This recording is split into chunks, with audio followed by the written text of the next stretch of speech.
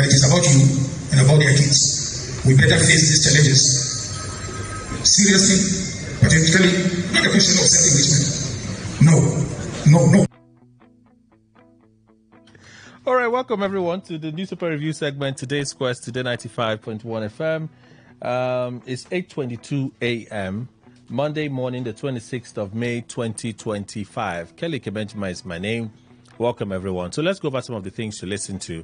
Let's begin from there. So some of the netizens will be very angry. I've been reading some very angry comments from the weekend. First, I'm not sure what Davido and his crew they are up to. First, they paid a visit to Akpabio.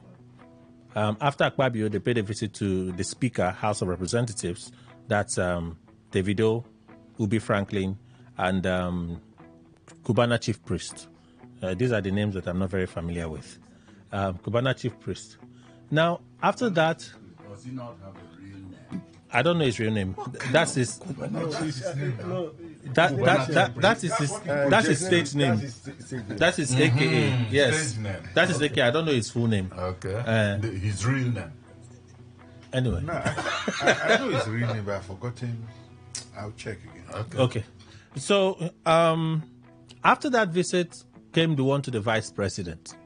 And the vice president, the same group, the vice president's case, what went viral was Chief Priest kneeling before Kashim Shettima. And I started seeing a lot of angry comments on social media. I said, kneeling, this and that. I said, hey, they form vex. Everything they fight. The guy knows what he's looking for. He has knelt down. If you don't like it, drink water. If you don't like it, quarrel him. Say anything you want to say.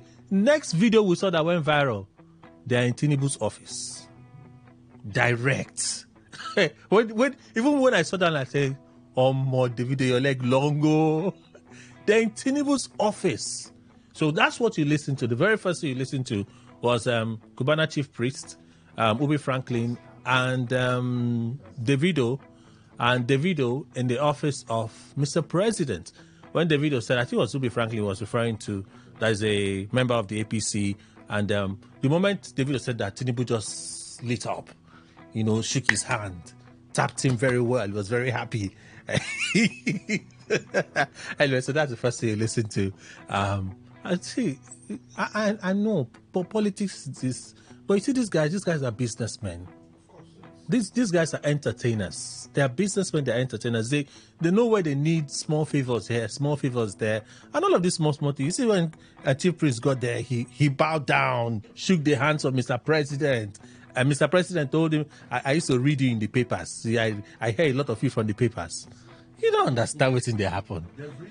You go just a vex. You go just a vex. Even as I'm saying, you are getting angry, your body, they pepper you. Calm down. Calm down. There are many things to be angry about. This will not follow. Leave these guys. They are businessmen.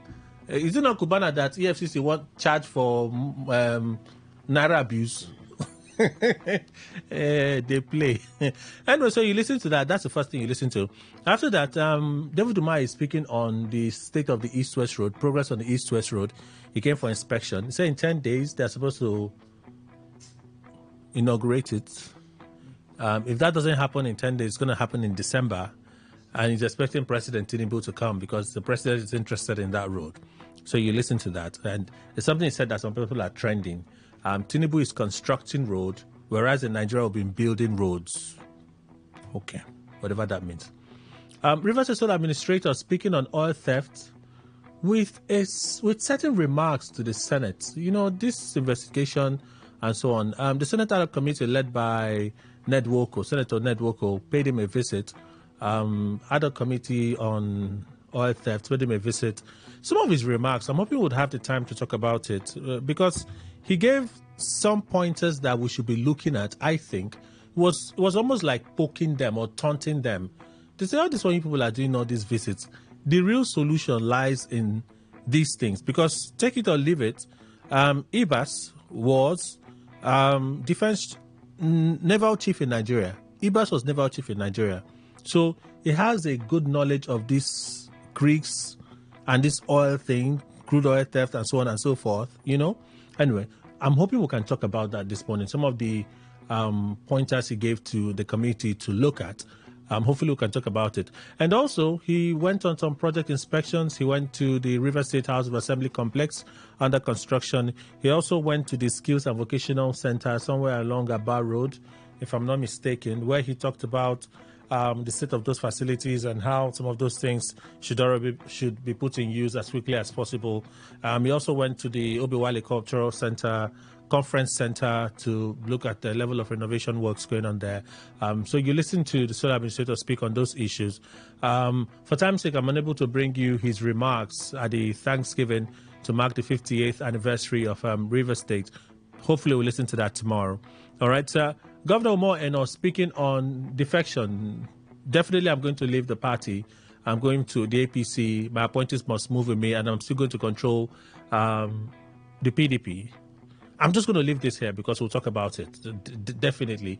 So it's because of this piece that I hear a channel's correspondent has been barred from the government house, that the governor did not want this piece to get out. So when I heard it, I'm like, oh, so the last one you said, somebody poked you for saying what you said about commissioners following you all over the place and how to be fired. It's clear that somebody poked him about it. So this one, he didn't want it to get out. But he stood on the rostrum, had a microphone speaking. The press were present. So what did you expect? Anyway, they say his personal assistant told the media pool that it should not get out. So why did you set the stage for all that if you didn't want it to go out? Anyway, so you listen to Omo Eno speak there, and after that, President Tinubu inaugurating the board of the NNPCL. That was on Friday. The board and chairman of the NNPCL. That was on Friday. Have you seen that video? Did you see the video? Did you notice the president's hands on the table? I guess that's all I want to say. Or maybe, I just wondered while I watched it, does the president sign documents? Can he sign documents with what I saw? Enough said. Anyway, he said that with a charge. There's a part of something the president has been doing a flip-flop on. I'm going to edit it and put it together as one of these days and play it back. Then maybe we can talk about it. But that's the president. And then you listen to the eloquent, I must say, they are really eloquent, articulate board chairman of the NNPCL, Kida, and the GCO, Ojulari. Those guys, the English is sweet for their mouth. That's what my mouth like. They sweet for their mouth. I promise you, we're going to be sincere. I'm like, wow, they're sweet though. Anyway, you listen to the board chairman, and the GCO responds to questions from the presidential press pool, okay, on Friday after they were officially inaugurated by President Tinubu. And lastly, Atiku speaking at a political rally or something yesterday. I'm not sure what happened yesterday, but that's the part I can share with you. When I get more information, we'll bring them your way. All right. So I can't read all the stories today. It's already 8:30. I can't read all the stories. Let's see what we can do. Daily Post, Akwa Ibom governor and set to join APC, orders appointees to follow him or resign. So we'll listen to Omo Eno of Akwa Ibom State speak on this. So let's roll this over. Hungry Nigerians will determine winner of 2027 presidential election. Makinde. Sheyi Makinde of Oyo State has declared that hungry Nigerians are the ones that will determine who wins the 2027 presidential election. He made this declaration Wednesday in Ibadan, the state capital. The governor, while speaking at the official inauguration of the new elected PDP Southwest Zonal executive members, noted that the people that are hungry would determine what 2027 would look like. Makinde, while addressing the gathering, said the PDP is not bothered by the recent defection of some stalwarts. People have been asking us as leaders of this party that a lot of people are defecting, even governors, and some others are threatening to defect and all of that. And they said, look, where is this party going? Well, I have good news. I said to the people that we will not be bothered until hunger has defected to the ruling All Progressives Congress APC. The day hunger defects, they should come and tell us, and then we will know what to do. Because there is hunger in the land, the majority of the people that are hungry will determine what 2027 would look like. So don't be bothered. If any governors let them defect. We will stay with the people of Nigeria. Tribune, stop calling us rubber stamp parliament. Senate leader tells Nigerians. It's not the first time, he's back again. Senator representing Ekiti Central and leader of the Senate, Opeyemi Bamidele, is cautioning Nigerians to stop the derisive label of the 10th National Assembly as a rubber stamp parliament. He declared in a statement on Sunday that there was no justification for it. In a statement issued by the Directorate of Media and Public Affairs in his office, he maintained that there was no justification for the tag rubber stamp parliament and accused the National Assembly of subordinating itself to President Tinubu. Senator Bamidele cited a rigorous process and what he called strategic engagement of Nigerians before the passage of the controversial tax reform bills to fault the claim. If we were actually a rubber stamp parliamentary institution, as most opposition political parties have claimed, the bills would have passed within 1 week or 2 weeks after they were laid before us. In the process of passing the bills, both executive and legislative arms held over 39 engagements to trash grey areas in the tax reform bills. 2024, before both chambers of the National Assembly eventually passed the bills. During this period, the engagements involved diverse interests and stakeholders across the Federation. The tax reform bills could have been rushed within 1 or 2 weeks, but it took us 6 months to secure input from all critical stakeholders, civil society organizations, professional bodies, religious leaders, and leaders of thought. The process includes all behind-the-scenes efforts, closed-door meetings, subtle disagreement that took place between the legislature and executive before their passage. We also organized public hearings just to accommodate inputs from diverse interests. At the end of it all, we found a way of resolving all issues around the tax reform bills in the overriding interest. But people do not know all the efforts and sacrifices we make in ensuring effective delivery of public goods. They were only eager to label us rubber stamp when the bills came from the executive. He equally cited the case of the 2025 Appropriation Act, which according to him was laid before the joint session of National Assembly on Wednesday, December 18, but passed on February 13, 2025. Mentioned a few things. So let's move on. 2027, Amechi Obi others eyeing presidency inside Atiku's coalition, Babachi Lawal. But as political maneuvering intensifies ahead of the 2027 general election, former secretary to the government of the Federation, Babachi Lawal, has shed light on the dynamics within the nascent opposition coalition. In an exclusive interview with Nigerian Tribune, Lawal asserted that the coalition is not solely focused on Atiku Abubakar's presidential ambition, rather serves as a platform for various political figures, including Peter Obi and Rotimi Amechi, who harbor their own presidential aspirations.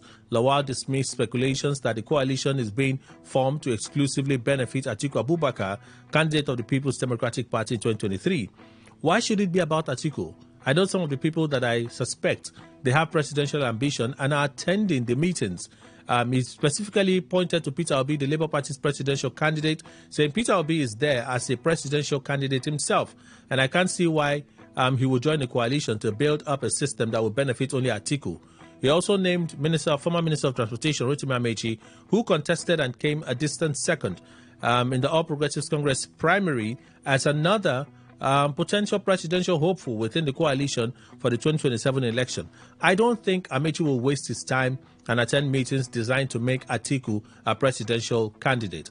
Lawal, who worked actively for Peter Obi's presidential bid in 2023, emphasized that his involvement in the current merger talks is not to scheme to give leverage to Atiku. Every one of them, apart from those of us who have no presidential ambition, every one of them emphasizes every time on the fact we need to get together and get a strong platform, and then let us allow the democratic process within that platform to push out a presidential candidate, any candidate for that matter. He further elaborated that the coalition attracts individuals with diverse political ambitions, ranging from those seeking to contest for House of Assembly, House of Representatives, Senate and governorship positions, to those with presidential aspirations. All these individuals, according to Lawal, are united for the common goal of building a strong platform to contest elections. Let's move on. The Cable. More stories from The Cable. Have withdrawn from all PDP agreements. Seyi Makinde, architect of our problems, Wike. Nyesom Wike, Minister of the Federal Capital Territory, FCT, says he has withdrawn from all the agreements he had reached with stakeholders of the People's Democratic Party, PDP. Wike said he thought he could trust certain PDP stakeholders, but they continue to play political games at the detriment of the party's interest. A statement on Sunday by Wike accused Seyi Makinde, governor of Oyo State, and his Bauchi counterpart Bala Mohammed of reneging on agreements reached by PDP stakeholders. The FCT minister narrated how some agreements were reached during the meeting held at the guest house of former Senate President Bukola Saraki, which was attended by Makinde Mohammed Fintiri, governor of Adamawa State, and Saraki himself. Tensions rose mightily in the meeting, and it took all concerned to calm frayed nerves. At the end of the meeting, we came to some resolutions, including that Senator Samuel Ayanwu remains the National Secretary of the PDP in tandem with the Supreme Court judgment. All legal matters relating to Rivers State must be withdrawn by the National Legal Advisor. The suit on the state of emergency be withdrawn forthwith, and nobody should deviate from the agreement so reached. In the light of the foregoing, they pleaded with me to attend the stakeholders meeting at the Bauchi Government Lodge, regardless of my many engagements. I attended the meeting and clearly reiterated my earlier concerns, and to this end, and in order to resolve all other lingering and pending issues, a committee was formed, headed by His Excellency Bukola Saraki. It is disheartening to note that even before Bukola Saraki Reconciliation Committee began its work, the gentleman's agreement we reached at Saraki's guest house was already being rudely or crudely violated. To my chagrin, Seyi Makinde had connived with Peter Mba of Enugu State to orchestrate the summoning of the meeting of so-called Southeast leaders to recommend that if Ude Okoye was not adopted as secretary, they would pull out of the PDP. Wike also accused Makinde of organizing some persons at the PDP National Secretariat to insist that the Deputy National Secretary acts as the National Secretary.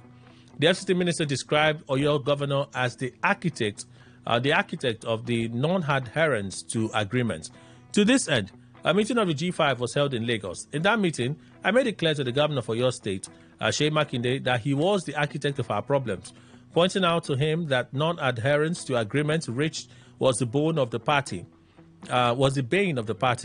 and that he was the chief culprit of this anomaly. At the end of the meeting, we resolved to bury the hatchet and make progress. I have painstakingly put out all these facts so that PDP members and the general public will know the truth. I have been in this party since 1998 and I've worked tirelessly for the survival of the party with all my strength. And it's on record that none of these persons have done anything close to what I have done to sustain the party.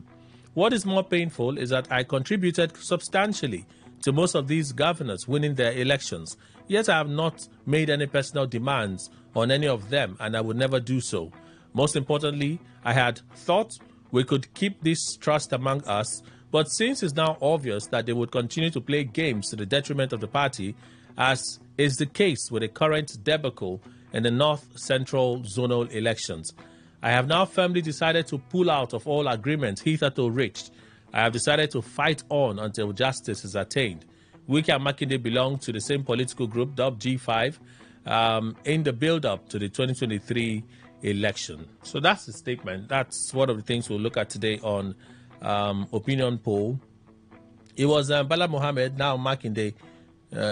Who do you think is next? Can the PDP fix their problems? Let's see. He's God's gift to Nigeria. Arthur Eze speaks on Tinubu's reforms. Arthur Eze, Chief Executive Officer of Atlas Oranto Petroleum, has described President Bola Tinubu as God's gift to Nigeria, commending his leadership style, reform-driven governance, and dedication to national unity. In a statement on Sunday, Bayo Nanuga, Special Advisor to the President on Information and Strategy, Eze praised Tinubu in an upcoming State House documentary commemorating Tinubu's second anniversary in office. God doesn't make mistakes. That man, Tinubu, was created for a purpose. God gave him the power to change lives. Tinubu has no enemies. He's a unifier. He speaks with humility and honesty. That's why we admire him. Drawing from his experiences during the Nigerian Civil War and his strong ties to the Southeast, Eze says, Tinubu has shown unparalleled dedication to inclusivity and development in the region. What Tinubu has done for the Southeast, nobody else has. He gave us the Minister of Works, the Minister of Science and Technology, Southeast Development Commission. This is an opportunity for the Igbos to unite. with the rest of Nigeria. Commenting on the renewed hope agenda, the business leader expressed confidence that Tinubu has honored his commitments. God has given him the wisdom to change Nigeria for the good of the present and future generations. The Atlas Oranto CEO called on Nigerians to support the president in fostering stability, growth, and future prosperity. He's not a man of division. Whether Christian or Muslim, he respects all. All he asks is that we pray to God and work together. Additionally, Eze prayed that God may guide Nigeria and President Tinubu, adding that he gave him this power and will help him complete the job. We'll present facts against FG's defamation suit, says Natasha. Ehoge West Dahosa, counsel to Natasha Kwetu-Duagan, the senator representing Kogi Central, says the legal team will present factual defenses in the suit filed against the lawmaker by the federal government. Territory High Court, Abuja, we received the information filed by the Director of Public Prosecutions, DPP, containing 3 counts bordering on allegations that our client, Senator Natasha Akpotu-Duagan, who represents Kogi Central Senatorial District in the Senate of the Federal Republic of Nigeria, made imputations which she had reasons to believe will harm the reputation of Senator Godswill Akpabio, President of the 10th Senate. We received the said information on behalf of our client upon a letter of authority duly issued by her and filed at the registry of the said court. The legal team would adequately prepare all factual and statutory defenses available to our client and place same before the court during trial. We count on the prayers and solidarity of all. Ooh, I'm looking at the time because we'll have to go for a break as well soon. But let's see. I was still not reading all the stories, okay? Vanguard is our next stop. NNPCL announces Port Harcourt refinery shutdown. I heard that Petro and they are suspecting something funny. I saw a memo. And when I saw the memo, I shook my head. I said I never see anything. It's just a beginning. The Nigerian National Petroleum Company Limited, NNPCL, has announced a scheduled maintenance shutdown of the Port Harcourt Refining Company, PHRC, set to begin on May 24, 2025. In a statement issued on Saturday by the Chief Corporate Communications Officer, Femi Soneye, the NNPC said the shutdown is part of a planned maintenance and sustainability assessment aimed at ensuring optimal performance of the facility. It's the B part that makes it suspicious. The statement reads in part, the scheduled maintenance and sustainability assessment will commence on May 24. So that would have been on Saturday. We're working closely with all relevant stakeholders, including the Nigerian Midstream and Downstream Petroleum Regulatory Authority, NMDPRA, to ensure the maintenance and assessment activities are carried out efficiently and transparently. NNPCL remains steadfast in its commitment to delivering sustainable energy security. The company added that further updates will be provided regularly through official charge operations resumed following a $1.5 billion rehabilitation. So this will be the last story I can read for today. The rest will carry over. The Guardian. Failure to act on petitions allowed Wike others to destabilize party. Damagum. The national acting chairman of the People's Democratic Party, Ilia Damagum, has placed blame on the party's disciplinary committee for the continued presence of members, including the Minister of the Federal Capital Territory, Nyesom Wike. The BBC Hausa program 40 petitions that needed attention, but it only chose to act on that of the National Secretary. If the committee had acted on those petitions, to have expelled Wike and others who had known him and had a relationship with him, they were enjoying his magnanimity. My only sin to them is that I came at a time when their relationship had collapsed. Said we advised them that the 5 of them, that's the G5, okay, should be expelled from the party. But nothing was done until the elections came and gone. They succeeded in setting the party back with the things they did. Now that I am leading the party, we are putting pressure on them to expel him. The Damagum expressed, okay, now that I'm leading the party, they are putting pressure on me to expel him. The Damagum expressed a preference for peaceful resolution over expulsions, warning that continual expulsions could eventually empty the party. I want peace in the party. By the time you keep expelling members rather than peaceful resolution of issues, one day you will wake up and no more persons will be in the party. Or weakest influence, the Malcolm puts it this way. When the FCT minister single-handedly brought the embattled River State governor as a candidate of the PDP, nobody asked him how he did it. Now there is a problem between them. How do you expect the party or me to come in? He also criticized some senior party members for not fulfilling their leadership responsibilities, instead contributing to the party's crisis through divisive actions. According to Damagum, these influential figures act as though they are untouchable, effectively holding the party hostage through their behavior. Since joining the PDP in 1998, Damagum said he has remained loyal. I have political discipline and principles. I cannot jump from one party factions from the party. Damagum said there is little that can be done to stop them, adding, it is going to make the party come out better and stronger than what it is now. He dismissed the impact of defections on the upcoming 2027 elections, insisting it's not the number of defections that will make the APC win 2027 general election. It is the electorate. Nigerians will cast their votes to elect the president in 2027. It is President Tinubu versus Nigerians, not the APC. Premium Times has some more stories, but we have to go. We just have to go. We'll pay some bills now. It'll take us till 9. When we come from 9, we'll dig into these issues. Please stay with us. Panelists are already seated. Bear with me. We're back in a moment. Stay with us.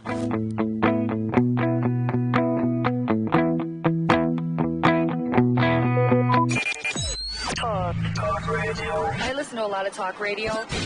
95.1 FM. All right, thank you all for staying with us. We have Mr. Sebastian James. He's head of marketing, Sabaplus Homes and Investment Limited. Good morning, sir. Welcome. Good morning. Thank you. Tell us about Sabaplus Homes and Investment Limited. Yes, Sabaplus Homes is a reputable real estate company in the city of Port Harcourt. And when you invest with Sabaplus Homes, you can go home and sleep with your both eyes closed. Okay. Because when you buy to any of our properties, we ensure that you get your free documentation, all right, done for you. And again, I always tell people that when you buy from Sabaplus Home, you buy joy. You buy happiness and you buy peace of mind. Real estate is not something you should just, after working hard for your money, at the end of the day, you get to lose that money. No. That's why you need a company you can trust, a company that you can buy your property and then you can go home and sleep with peace of mind. That's what Surplus can do for you.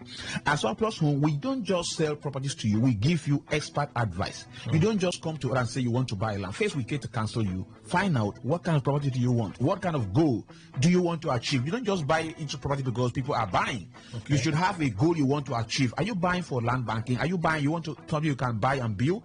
And what is your budget? We look at that and we counsel you and say, okay, go for this, go for that, so that you can actually achieve what you really want to achieve with what you have in your hands. All right, so let's talk about your estates. Yes, at Surplus Homes and Investment Limited, first I want to talk about our ultimate estate, City Estate, because this happened to be our brainchild. And you see, Ultimate City Estate, as we speak to you right now, is selling at the promo price of 4.5 million. When I came here, I was talking about that estate. It was selling at a pre-sale of 2.5 million. Now it's selling for 4.5 million. So imagine if you had bought that property, when I came here to talk about it, you would have made about 2 million, profits on it. It has appreciated by 2 million. By 2 million, yeah. And we can't tell what this property will sell at before the end of the year. So you still have a chance to come in now and buy. And we have the following landmarks, such as the Cactus filling station, the Cactus Aluminium, and of course the Sterling Oil and Gas. It's a place that is already developed for people to live in. You can actually start your building project if you want to. A place you can start building. This is about 15 minutes drive to the international airport. All right, it's at Omagua. All right, so it's open for investors who want to buy and start building.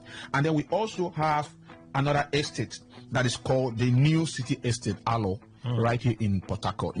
Alo, you have the landmarks such as the University of Port Harcourt is the landmark. We also have the Market Square, which is at Choba, and of course the everyday supermarket at Choba. These are the landmark to this estate. We have phase one. Phase one is selling at 6.5 million, which is Omoda in Alo. the place called Omoda in Alu. That place we have constant electricity. It's selling for 6.5 million, and while the phase 2 is selling for 3.5 million naira. So we also have the Jackson City Estate. This one is located at Enika, right here in city of Port Harcourt. We have the following landmarks such as the Emerald College, the Army Range, the Port Harcourt Ring Road, which of course you know is one of the biggest projects in River State today. So it's a developed place where you can also build and start your building project as soon as possible. This place is selling for 6 million. In fact, it's a promo. It's a place that you can't have it at 6 million, but we are on promo now. You can have it at 6 million naira, and we can also allow you to start your investment with 1 million, and you can actually spread your payment across. Then we also have the Spring Farm Estate. Spring Farm Estate is located at Isiogbu. That estate is selling for 1.5 million, but you can have it now at a pre-sale price of 950,000. This is for those who just want a place they can use for land banking. Maybe you want to start some farming project there while your property is appreciating. All right, then you can go for Spring Farm, estate and acquire. All right. So these are our estates, and again, like I always say, if your budget is not up to this, we can actually see how we can help you to start your investment with 500,000, 1 million, and then you spread it across. All right. So let's talk about your buyback plan. Yes, you see, buyback plan is an investment system that we design for our investors. There are some investors that say, okay, I don't want to buy a land now because I don't know how long I'm going to wait for that land to appreciate, and maybe they want to make some money on their investment. So what you do is this: when you come to Surplus Homes and you say you want to buy into our buyback plan, we allow you to buy into some of our investment within the real estate space, where you get to earn 30% annual returns on your investment, and this will automatically save you from inflation. Of course, you know that if you leave your money right there in the bank and you don't make use of it, it's going to be affected by inflation. Of course, you know that inflation is a stubborn increase on the prices of goods and services due to the inflation of currency, and this can affect your money. Why not bring that 1 million, that 100 million, and invest with us, and then earn 30% return annual investment? We have some important documents that back up your investment, such as the deed of buyback. We have what we call acknowledgement letter that tells you about what you have invested with the company, the date of investment, the amount you've invested, and what you are entitled to at the end of the year. We give you receipt of payment, and we also give you post-dated check. This check carries exact date that your investment will mature, so that you don't need to call and say, my investment have matured, I need to catch up my interest. No, you just walk to the bank and then have your money paid to you. So this is what buyback is all about. You can start with 1 million to 100 million depending on your capacity. Okay, so how about your payment plans? Yes, we have a very simplified payment plan. And before I talk about that, for those who are still listening to me, I would like them to know that some of our properties are available for them to view. All right, so we usually advise that you text your name and your WhatsApp number. Why we need your WhatsApp number? So that we can actually send videos and pictures of these locations to you. Okay. So text your name and your WhatsApp number to 081 80 637 508. That is 081 80 637 508. We also have two classes of inspection, inspection, right? We have the in-house inspection, we have the field inspection. The in-house inspection, you can walk into our office and say, okay, I want to look at all your estates. So we actually show you, you go through them. When you're satisfied with what you want, we take you to the field for physical inspection that happen every Thursday and Saturday of the week. So all you need to do is to text your name and your WhatsApp number to 081 80 637 508. Again, 081 80 637 508. You can also pay us a visit at number 41 Great Grace Complex, number 41 NTA Road, Ozoba, where we have the new Ozoba flyover. So talking about the payment plan, we make it easy, all right, depending on your portfolio. If you want to start spreading your payment between maybe 200,000, 500,000 to 1 million, depending on your capacity and based on the kinds of property you want to buy, we simplify the payment system for you so that you can be able to secure your land. Because it's very important. So the Port Harcourt Realtors Academy. Yes, the Port Harcourt Realtors School of course, we design to help individuals who want to go into real estate, such as realtors. People want to go into real estate and know how they can also earn money. Because as a real estate consultant, you can go into real estate with zero capital and begin to earn money, earn commission from real estate industry. So a lot of people don't know how to go about it. The essence of this academy is to teach people, guide them, give them the basic of real estate, teach them about different marketing system they can implement, such as Facebook ads, Instagram ads, and WhatsApp automation, and all these systems that can help them to grow their real estate business. So if you want to be part of that academy, all you need to do is to text us your name, indicate your interest to 081 80637 The number again is 081 80637 Okay. Your inspection days. Yes, every Thursday and Saturday. That's for field inspection. But Okay. in-house inspection happen all day. So if you are free, just walk into our office and tell us that you want to look at our estate. We're going to put up a screen to go through them, and then you decide the one you want. Then we take you to the field before you do your payment. And of course, the documentation, within a week to 2 weeks, your documentation is ready for pickup. And then if you want allocation, then you also get your properties allocated to you. Okay. Yeah. Final word of phone numbers, address, then final word. Yes, the phone numbers to text your name and your WhatsApp number to is 081 80637 508. Again, 081 80637 508. You can locate us at Great Grace Complex, number 41, NTA Road, Osoba, right here in the city of Port Harcourt. And I would like to tell you this. The Bible says, a good man leaveth an inheritance to his children. What is that all about? It's about landed properties. Don't wait until land becomes too expensive for you to afford.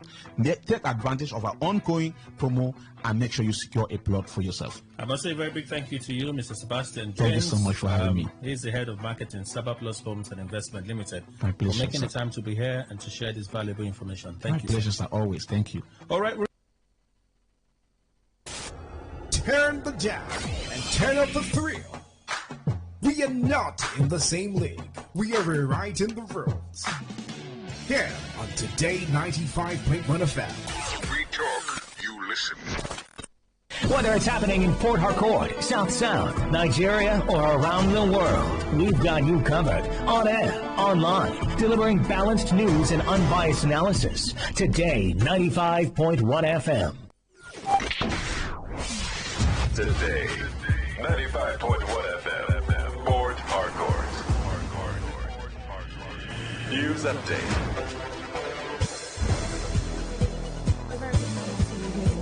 On Today 95.1 FM. I'm Rona Agbara.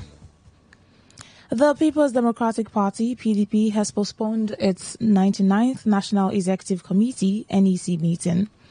The NEC meeting was scheduled to be held on May 27, 2025 at the PDP's National Secretariat in Abuja. However, the NEC was postponed to allow room for the former Senate President, Bukola Saraki-led Reconciliation Committee to carry out its assignment. A notice tagged postponement of the 99th NEC meeting, signed by PDP's National Secretary Samuel Anyanwu, said a new date will be scheduled.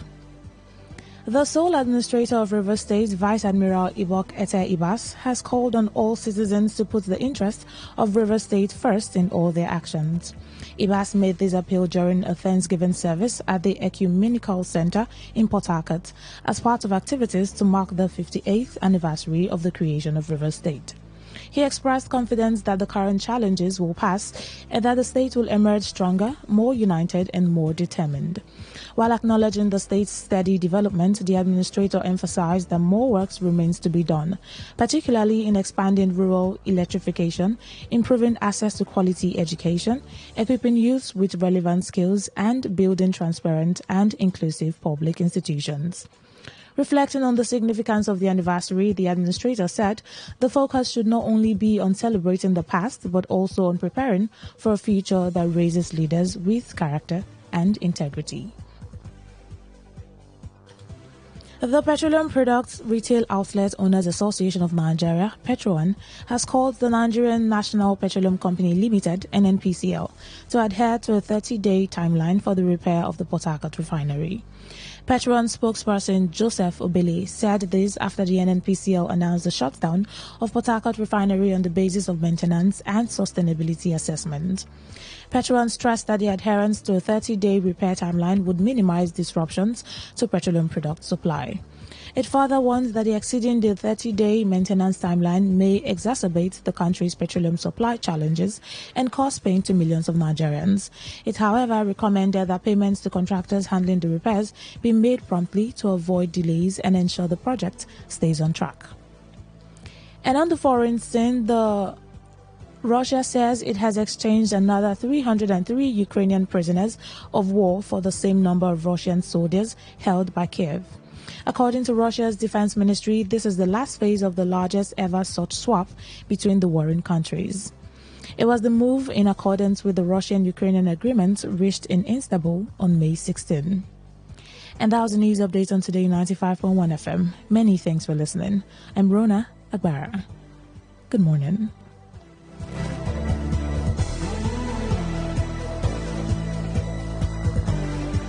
Today's news, today's entertainment, today's sports, today's issues. Today on Today 95.1 FM, Port Harcourt. Talk radio. I listen to a lot of talk radio. 95.1 FM. Please listen to this paid infomercial.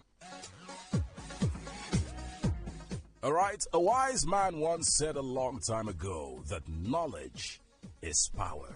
It's another time on the radio for us to acquire knowledge when it comes to making money online. Hello, welcome to Raleigh Academy on Radio. This is a life-transforming business education radio program where we have the latest information on the benefits of e-business. Raleigh Academy on Radio is a program with an ultimate goal to equip anyone in search of a genuine opportunity to create a new stream of income or adds to their current stream or streams of income. In this episode of the program, we will be looking at the number one investments to make it in times of economic contraction. And in the studio with me today to answer all the questions we have is an e-trader and an online entrepreneur with Raleigh Academy. He was trained at the London Business School. He has certifications from the London School of Business and Finance. He also attended the London Academy of Trading.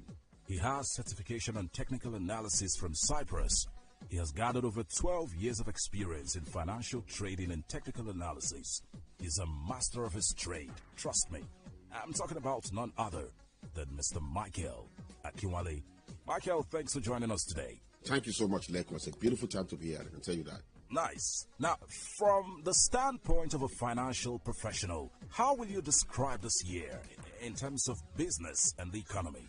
Okay, well, you see, the realities of the economy right now is as clear as night and day, you know, with the increase in the costness in the economic fundamentals, and has led to a country that's consistencies in a bid to make a profit. Take crude oil as a case study. Everybody in Nigeria knows crude oil. That's what our economy is built on, all right? Now, this year alone, crude oil, the price has moved from $70 per barrel to $95 per barrel this year on crude oil.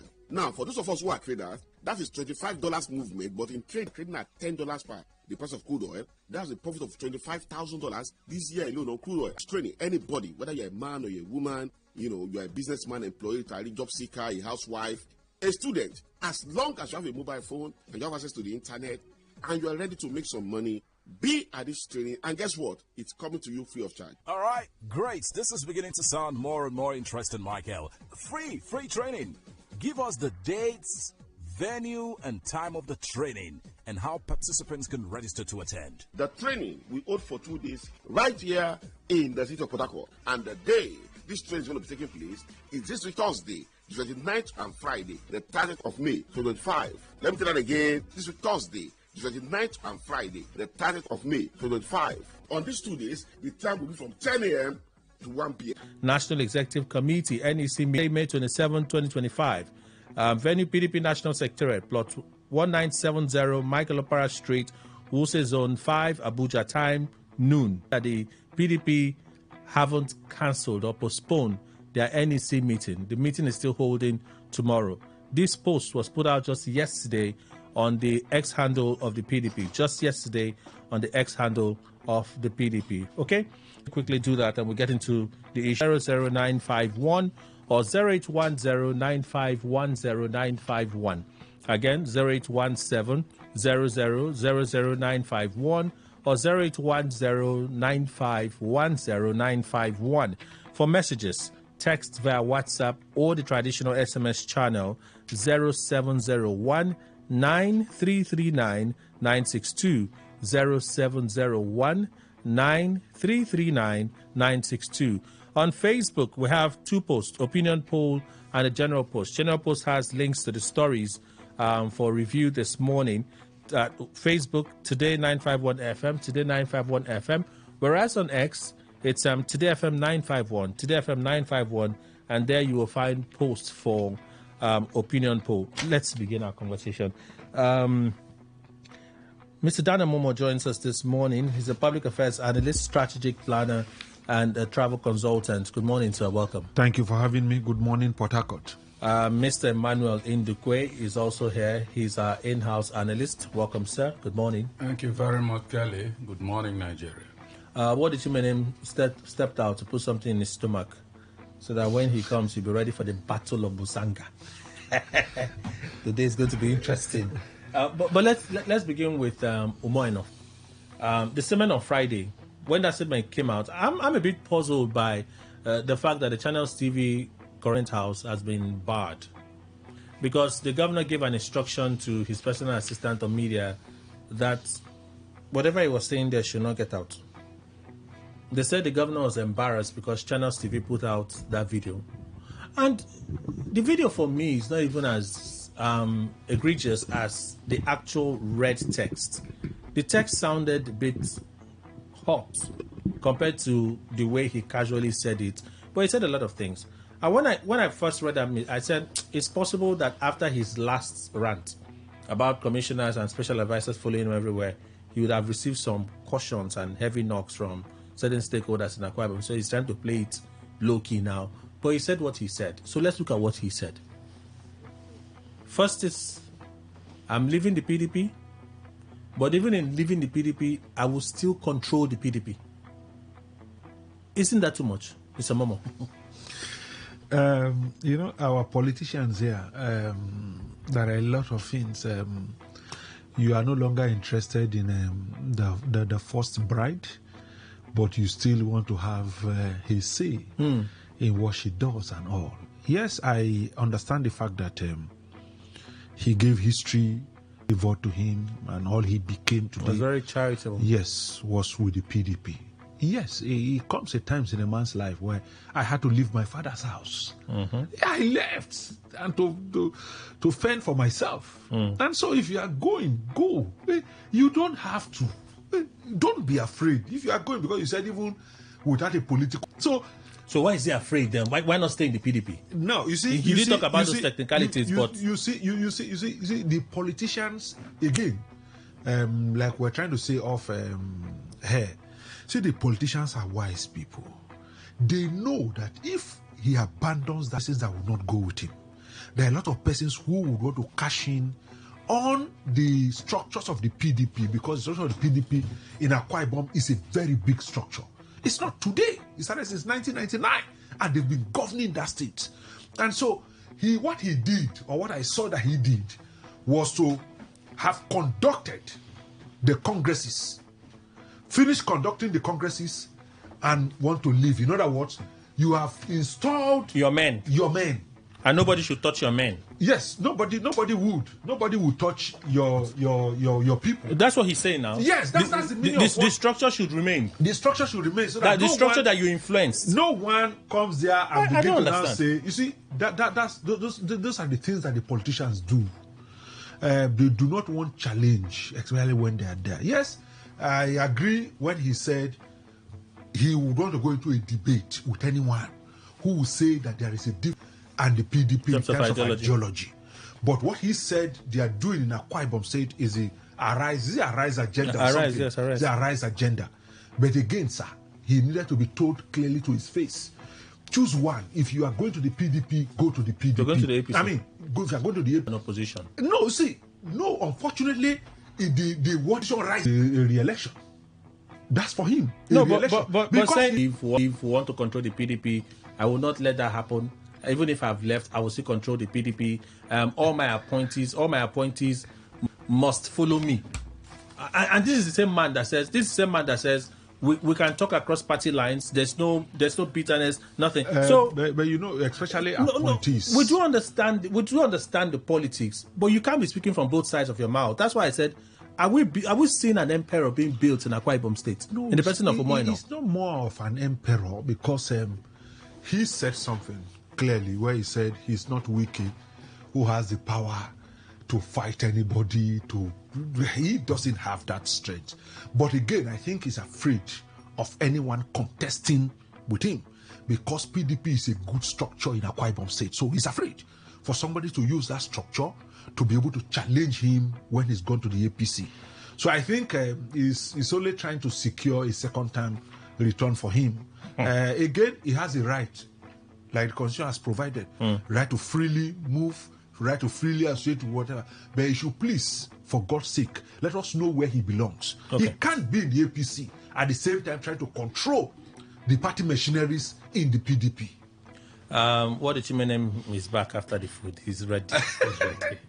What the Chimenem Esquire, legal advisor to Mr. President on Christian pilgrimage, a temple chief and the voice of Para people. Welcome, sir. Good morning. Thank you, Kelly. You have a bright face. Today will be more brighter. I'm approaching to my birthday, so I'm happy. I don't think I will attack anybody this week. But people should be careful. Good morning, my fellow panelists, senior colleague. Seated there. Guess you have a true and good heart for me. Henry Kinney is also here, legal practitioner, national legal advisor, Committee for the Defense of Human Rights. Welcome, sir. Thank you for having me. I don't have anyone for anyone. Everybody is my friend. So let what they continue to warn us. He can't do anything to me. No, I've told him now. I'm not afraid of him. The worst that will happen is I'll tear his shirt. He will beat me up, but I'll tear his shirt. I'll be crying and I'll be tearing his shirt. You are giving the mark. You have left him. Yes. Anywhere he goes to that boy, Kelly, that boy easy to beat him. He tear my shirt. And I like this shirt very well. I'm a temple chief. I can't know, man.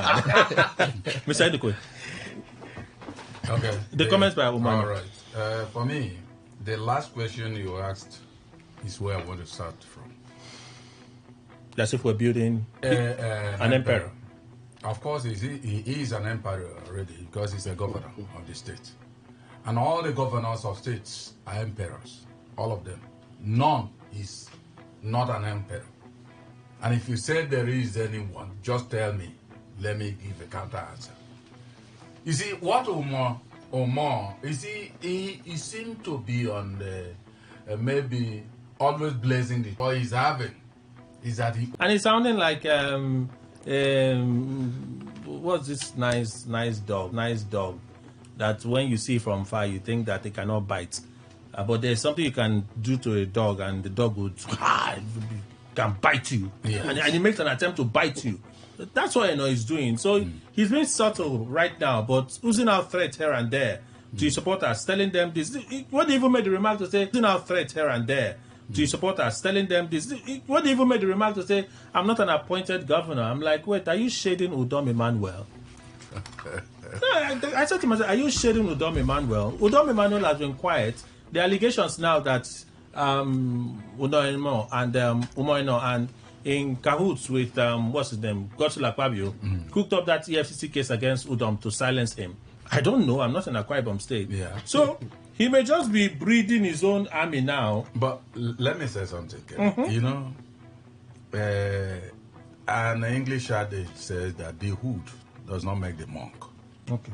Now, I think he's a pastor. Is he? He's a pastor. Thank you very much. Now move over with the speed of light to Benue. As Alia. Is it Alia? I don't know. Alia. Is he a pastor also? He's a reverend. So it looks as if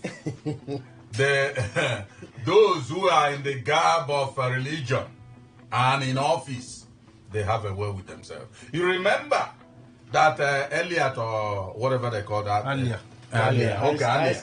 If I don't just learn it, Alia. Alia. Okay, Alia. Can call Hyacinth. No, I leave Hyacinth. I'm talking about his surname. Now, you see how Alia said that nobody is it welcomed unless you took permission from. How can a human say that kind of thing because you're a governor?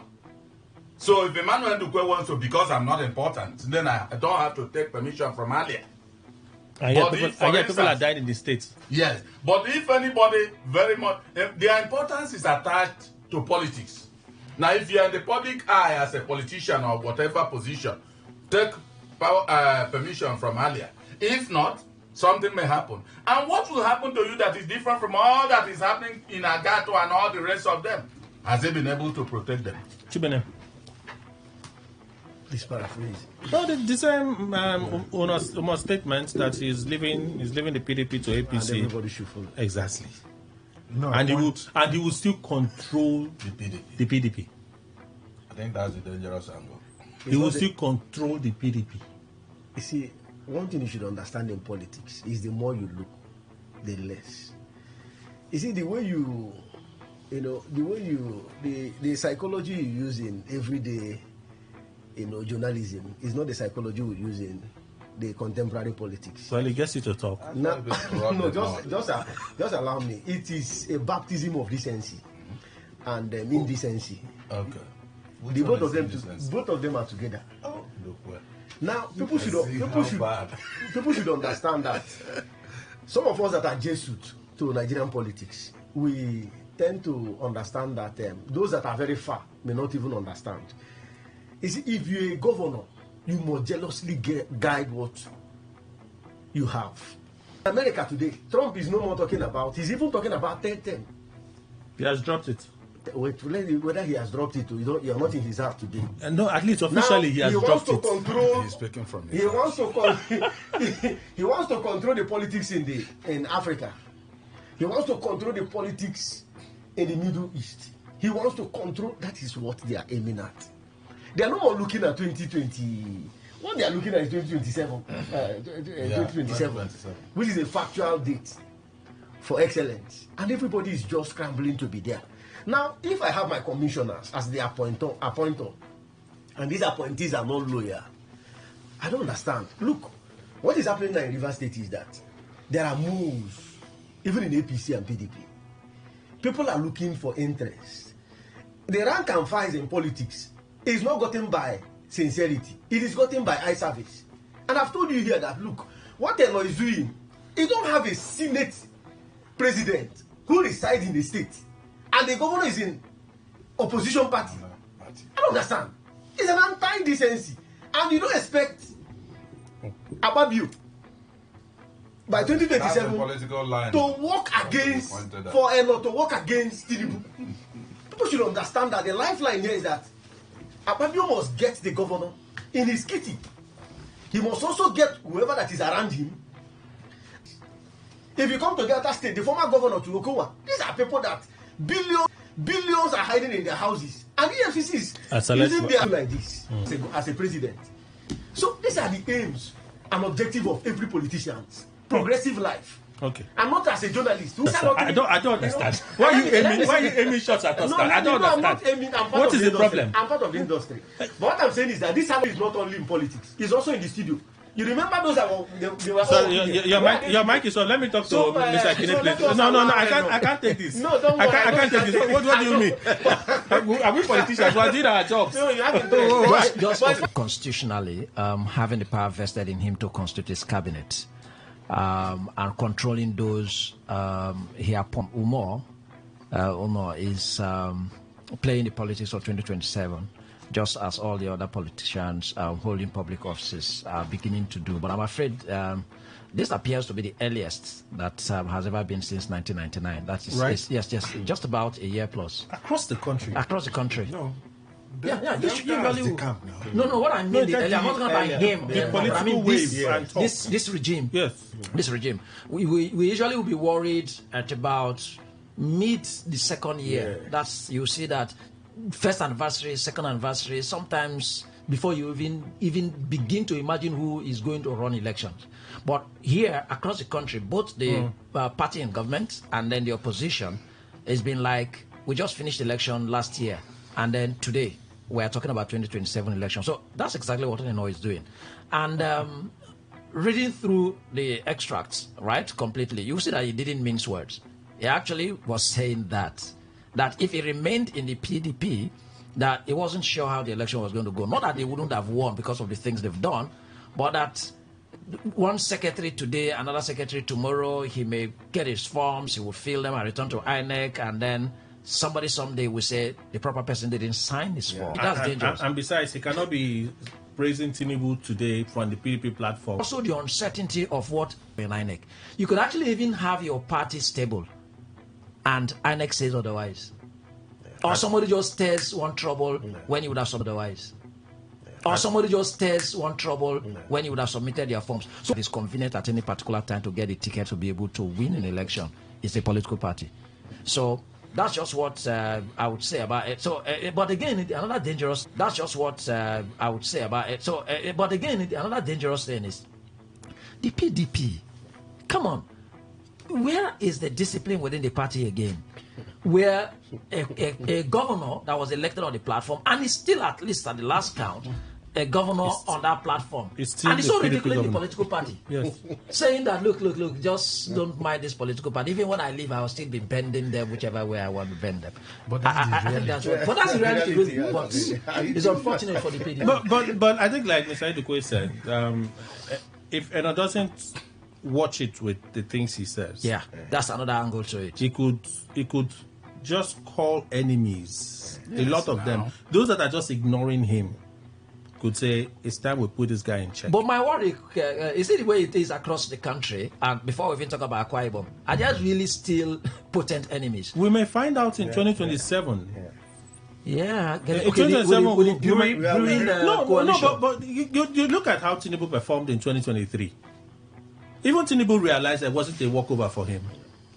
It was a narrow win. That's why he's breaking the vertebra of those other political parties. Okay, if he's able to do it, we'll also find out in 2027 if all these hooray, daddy, master that were here all over the place is really on going to translate to on his mandate will stand. We will know in 2027. No, but that's the truth. That's the truth. You see, the truth is, I think some of these things are deliberate, except we just want to try to ignore them. I once said here, you see, PDP's financial backbone is the South-South from 1999. And they are leaving. Who will sponsor PDP? They are all leaving. Delta has left. Edo is not there. Akwa Ibom is going.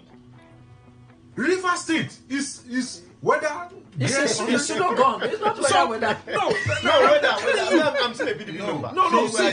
See, South has been the backbone, financial backbone of the PDP to sponsor everything.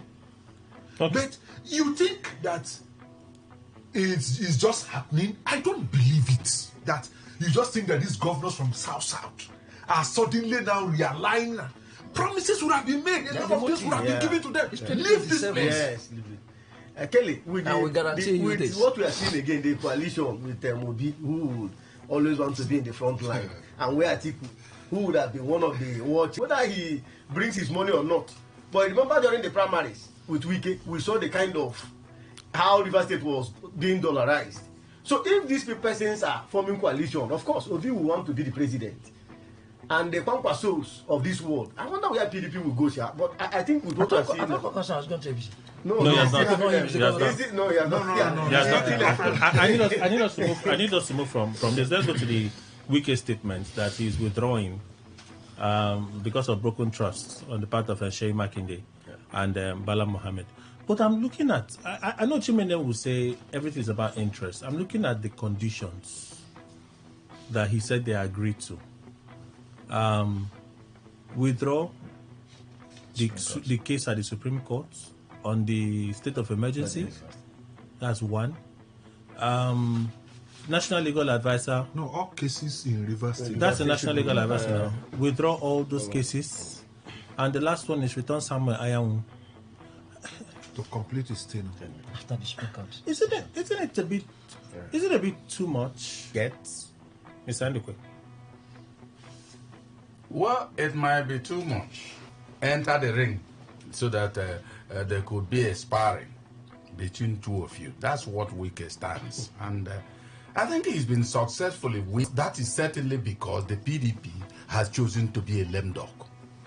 That's why he's been winning. That's why he's been winning. They've been allowing him. I tell you, a tree cannot make a forest. They've been allowing him. I tell you, a tree cannot make a forest. They're making him. No matter how big, how powerful, you cannot subdue everybody. The small children will come up and tell, let's see, let there be no tomorrow. But the issue is now, and he's free with it, because he's not the only person. If they donate his own money, like Wike will do, is it there? Those who will have money till even the hair on their head will become money, but they will keep it to themselves. They will not give another person. And if you are coming on the way, you see the person, maybe his car abruptly stopped. You can't even help to push it because one copper has never entered your hand from that man. Even though he has. I know what I'm talking. Relax. If you don't know, Nigerian politics is money-based. Simple. So you mean Wike gives, Makinde doesn't give? But it's not. It's a known thing now. It's a very known thing. I don't know. I don't know. In the statement that you read, did he not say that he sponsored governors without He sponsored most of them. Not all the things I analyzed, I don't see them. Someone else can come out and say it's not true what he has said now. But let them say that. I'm not saying that. This one, no. Mr. Ndukwe seemed very confident. No. The way the former speaker, hammering. Have you forgotten the former speaker? What's his name? Dogara. He told the world practically that Bala Mohammed prostrated before Wike now. Yes. The government house. Wike even said, Donyetiri came and knelt before him. Yes. Did they deny it? Even in this statement, he actually said all of them that he Kenny, why are you looking at all these evidence? Yes, but you never. I'm not forgetting. But let's be factual. Did Wike invest in the PDP just because he loves the PDP? Or he had something he wanted to get out of the PDP? Who invested in the So why is he making it seem like? You should remind them. You should remind them. Time for returns. No, but remember. This is the time for payback. Was it last week here? I open up. There when is we no time said, for politics. why is US demanding ABCD from Ukraine? Okay. Because they are giving arms to Ukraine. And I said here that day that we Nigerian soldiers fought in some African countries without requesting for a dime. So if you say that, what love? Who loves the people? Okay, so let's also look at everybody's investing. Let's also look at Wike so far before 2020. Wike. Yes. When Wike 14. Wike narrowly slipped through a court decision. That's how the PDP survived. They removed Sheriff. They now brought they brought McAfee. Then you forgot it. During that stage, he remains in the PDP when others had left the PDP. No. I'm saying now that he loves PDP so much. So he was investing in PDP, right? And he invested in PDP. I mean, he brought McAfee as caretaker committee chairman to manage the party affairs until they had a convention. When that convention happened, candidates were not allowed to even come and contest. Late Dokwesi is one of them. Who emerged eventually? Secondus. Yes. Secondus stayed as party chairman until there was an ambition to become president. You say, oh. No, that's your allegation. It's a fact. No. Yes, so Wike said it. No. Let me tell you. Was it because of that ambition it was removed? Yes, Wike said it. Let me tell you what Wike said now. Let me tell you what Wike said now. Said that particular word. Power is going to the south. Yes. Power is going to the south. So the chairman cannot. Wike said it. The chairman can remain. Exactly. But it's not because of his own ambition. It's because of the party. Who was the president of the south? Who was the president of the south? Who was the president of the south? Anybody bought for? Nobody has bought for. His ambition was part of it. You may not agree, but Wike said it expressly. Part of it, but you have said because of Wike. No. That was the main. That was what form. That was why Wike was angered. No, but at that time. No form has been sold. The game had started. The game had started. He needed to get him out of the way. When his friends, then his best friend, Tambua was telling him, allow this man finish his term. His term will end in September. I said, no, you must go now. That time primaries would have almost come out. He said, you must go now. That's how they kick Secondus out. No, they kick Secondus. No, nah. The word. That's how they kick Secondus out. When the ward chairman announced his suspension, I called the ward chairman.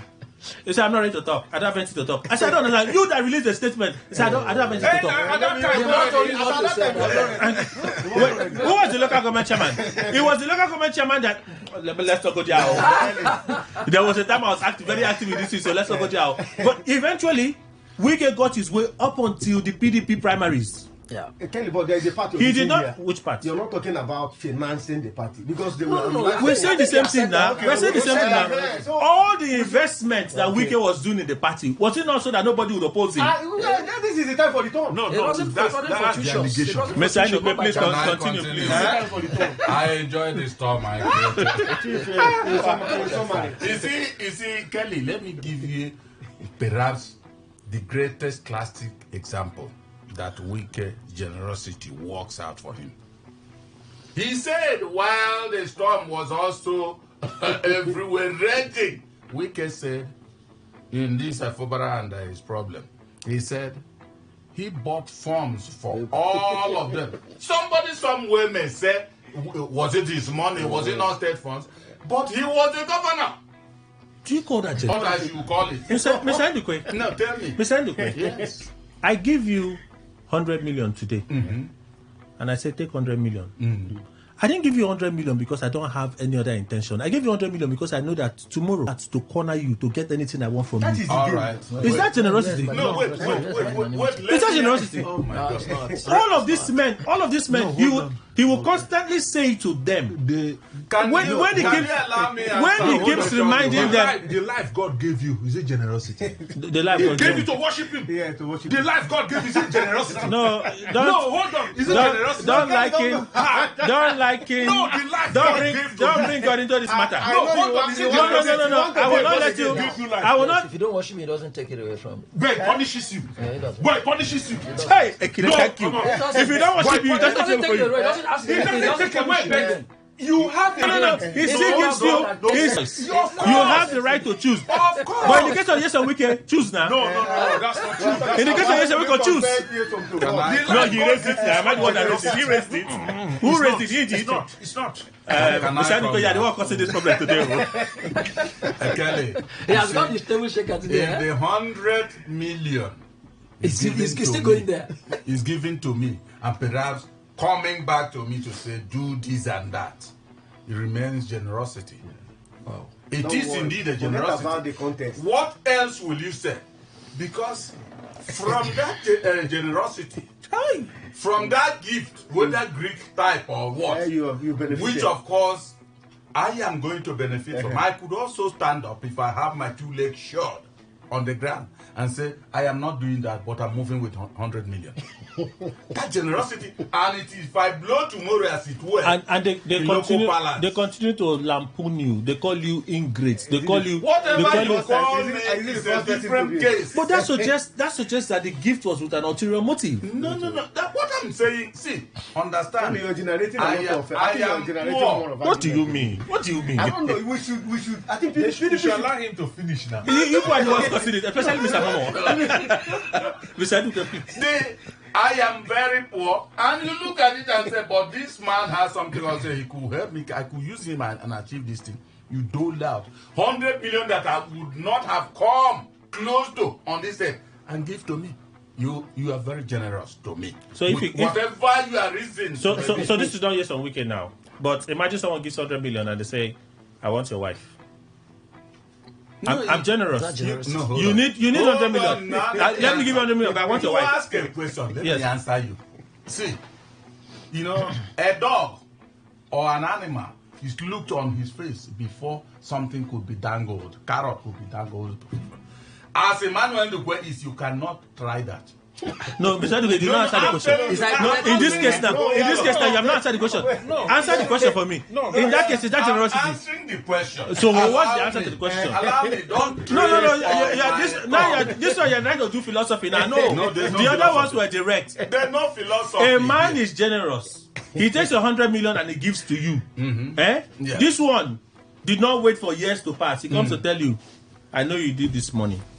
Take this money, but I want your wife. And I'll tell him no. Is the man no longer generous? No. See, no. The question is the man still generous? He is not generous to me. All right. To me. We have to go for the news. No, thank he's you. not generous No, to me. we have to go for the news. I will Thank tell you. him I won't do that.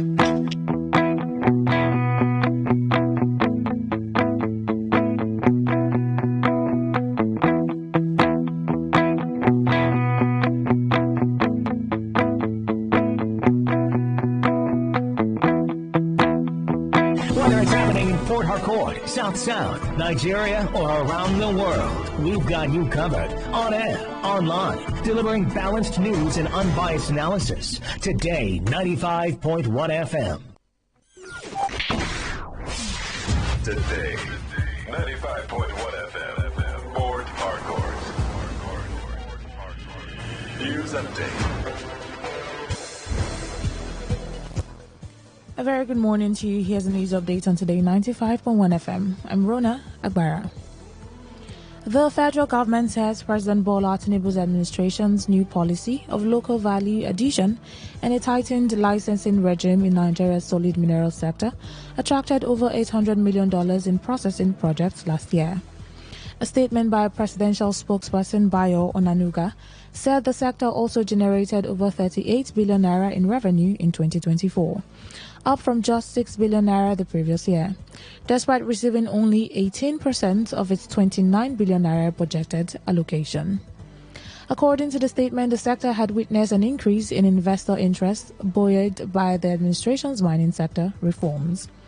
He listed the $600 million lithium processing plant near the Kaduna-Niger border to be commissioned this quarter. The $200 million lithium refinery on the outskirts of Abuja, nearing completion, and 2 additional processing plants in Nasarawa, slated for commissioning before the third quarter of 2025. The Nigerian Communications Commission, NCC, has directed telecom operators to notify consumers of significant service disruptions via media platforms.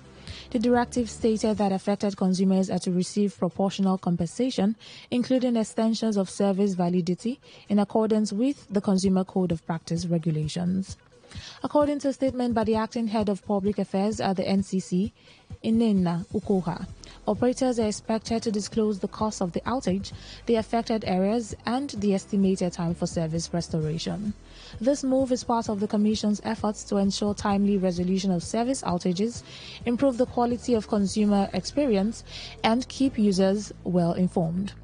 NCC stated that consumers must also be informed 1 week in advance where operators have planned service outages. Mobile network operators, internet service providers, and other operators that provide last-mile services will also provide proportional compensation, including extension of validity, as may be applicable and in line with the provisions of the Consumer Code of Practice regulations, where any major network outage continues for more than 24 hours. The troops of the Nigerian Army have arrested 20 suspected oil thieves, destroyed 19 illegal refining sites, and recovered over 500 liters of stolen products in the Niger Delta region. The acting Deputy Director, 6th Division Army Public Relations, Lieutenant Colonel Jonah Danjuma, who made the disclosure, said the feat was achieved during a week-long operation conducted in 4 states of the region, in collaboration with sister security agencies. He listed the states as Rivers, Bayelsa, and Delta, pointing out that the fight against oil theft and pipeline vandalism was yielding results. Danjuma further said troops of division projected operations into Ndoni at Ogba, Ndoni, Egbemba, where over 200 sacks filled with 12,500 liters illegally refined AGO were recovered. And on the foreign scene, Japan's new foreign minister says the country's embattled government would release reserve rice directly to large retailers in an attempt to bring down prices for consumers after the recent spike. The cost of the staple has soared in recent months, creating a major headache for Japan's unpopular leadership ahead of upper house elections due in July. Farm Minister Shinjiro Koizumi said the strategy in recent months of auctioning rice from the government's strategic reserve had failed to reduce store prices. He said officials had therefore decided to sell it in voluntary contracts to large retailers, where treat 10,000 tons of rice annually. Koizumi's predecessors, Taku Eto, resigned last week after saying he never buys rice because he gets it free, sparking public fury. And that was the news update on Today 95.1 FM. Many thanks for listening. I'm Rona Abara. Good morning. Today's news, today's entertainment, today's sports, today's issues. Today on Today 95.1 FM, Port Harcourt.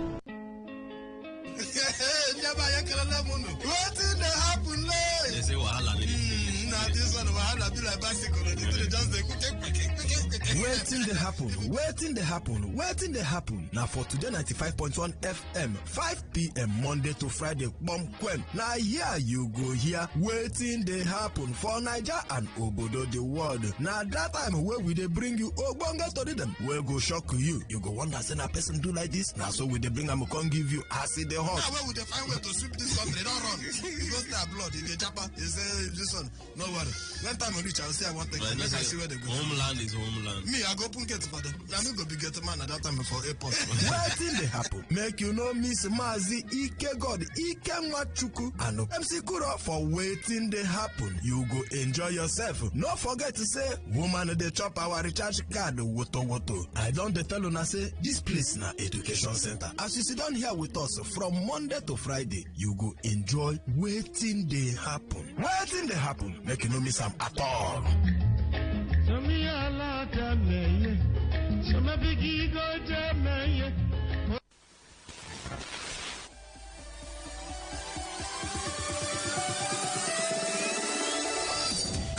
After Oxygen, entertainment has to be the next best thing. Because every chapter is unexpected. At Today 95.1 FM, we know we entertain better, so we... That helps to connect the buyer and the seller. That person is the broker. That's what you do. That is what a brokerage, what's what brokerage means. Okay. That's what it basically means. So in Trading Pro is a company or a brokerage firm that connects the buyers and the sellers in the financial market. That is what we basically do. So you don't actually trade? We personally, I trade. But I mean the company. You're speaking as a company, Yeah, right? the company does not trade for you. But rather, it helps you connect you to traders and connect you to the market. That's what the company basically does. It is not a trading firm. Are there special offers or roles that you cover in the execution of this your responsibility? Yeah, definitely. For every trading firm, for example, like Trading Pro, we have offers. We have roles Trading Pro plays. For example, we have the copy trading system. Now, Trading Pro have developed an AI system called a copy trading system, whereby it's a platform that houses traders, professional traders that come together to trade on the platform. So people that are trading on that platform, they are making profits, whereby people that do not know how to trade, they leverage on that platform and they earn money via those people that are trading. I know it's kind of confusing right now. Let's take, for example, I am a trader and I'm trading with Trading Pro. Now, I am making $10 in Trading Pro, and I want other persons to benefit from that trade that I've just made. Okay. All I just have to do is to set up a copy trading with Trading Pro, open up my hands for other persons to come and copy Trading Pro. Those my trades in Trading Pro. As far as I'm making money, they are also making money. That's what Trading Pro does. So it connects the trader and those that do not know how to trade or do not have the time to trade. And basically, or should I say, over time, we've had lots and lots of results coming from those traders that are coming into Trading Pro to trade. And we don't just get any person to just come and trade. No. We get professionals so that hence they are making profit. Those that are coming to copy also make profits. That's what we do. Okay, so that's one. Are there other things you do? Yeah, because coming this Saturday, we are having an AI for profit seminar. Okay. Yeah, we've done the part 1 of this seminar. We are coming for part 2 of this seminar, just like a movie anyway. So how was the part 1? Whoa, the part 1 is just like an eye opener because Trading Pro was just coming into Port Harcourt for the first time at that point in time. But this time around, we are bigger and better. Okay. Why do I say so? Over time, we've had results of persons that have that participated in the seminar with us, AI for Profit Part 1, and we are going to be bringing these persons to part 2 to come and tell their stories on how Trading Pro have benefited them via the AI system and via the copy trading system. So that is why the part 2 is even going to be bigger and better than the part 1. Okay. So how can people be part of the part 2? When is it happening? And what are some of the other details you want to share? Okay. We have lots and lots of exciting packages that will be given out this part 2 because of how the part 1 turned out. Okay. Honestly speaking, my boss said I should not say most of the things we are going to be doing because most persons just come for the giveaways anyway. But it's part of the incentive we give to Port Harcourt people. Well, I believe when they come, they're going to see it for themselves. Well, the Trading Pro AI for Profit will be held at Casoni Hotels. Casoni Hotels, Stadium Road, at 10 a.m. That's off Stadium Road. Yeah, off Stadium Road.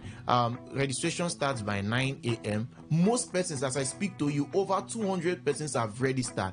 I can show you my phone. Over 200 persons have registered for this seminar.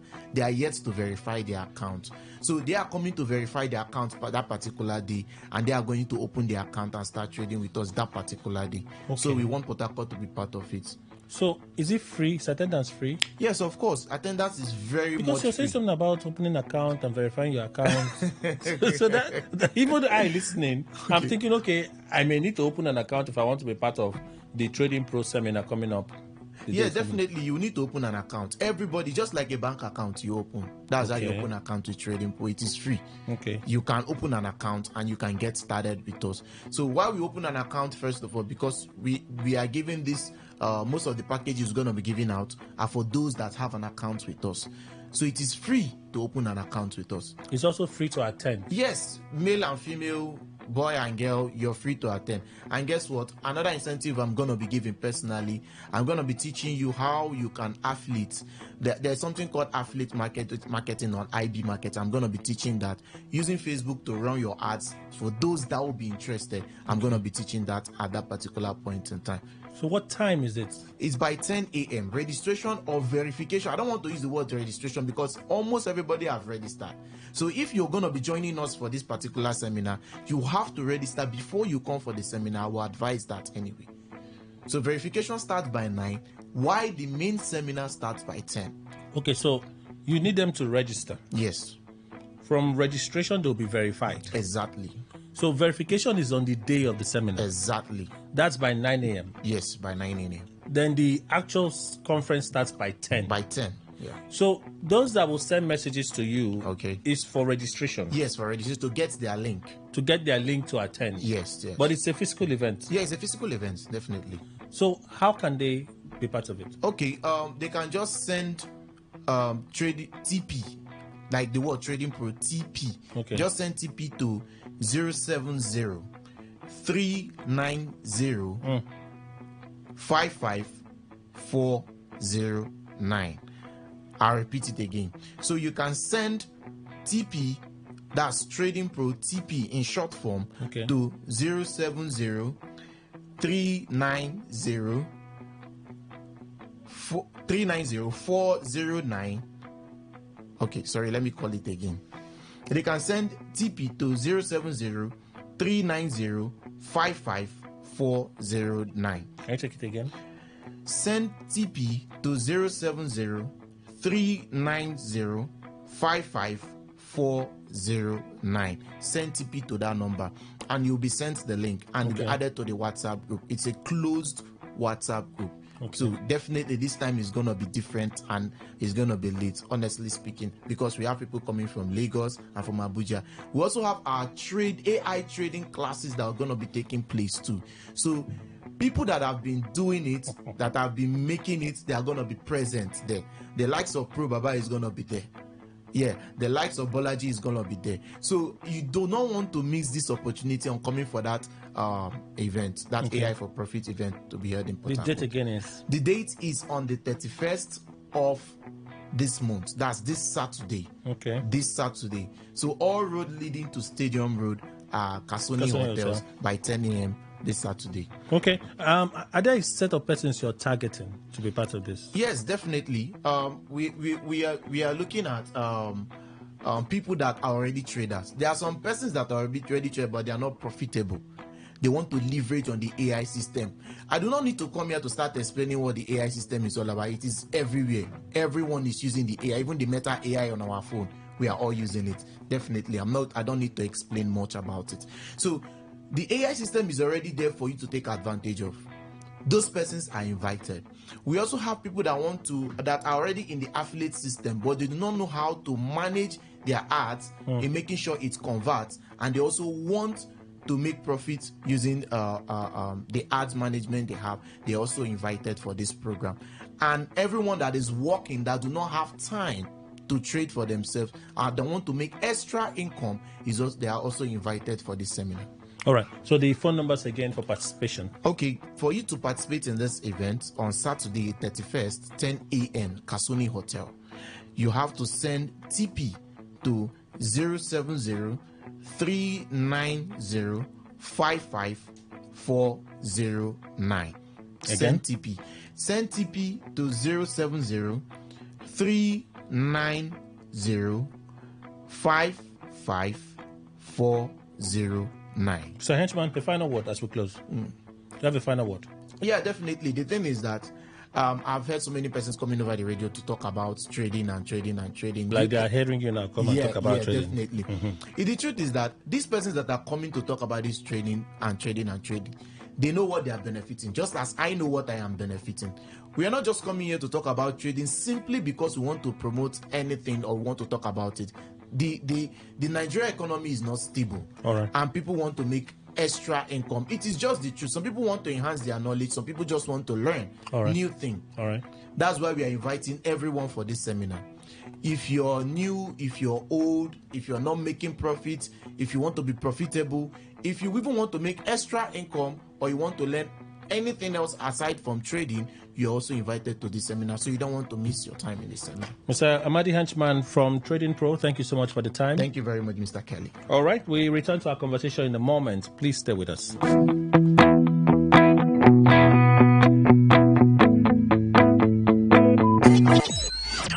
Talk radio. I listen to a lot of talk radio. 95.1 FM.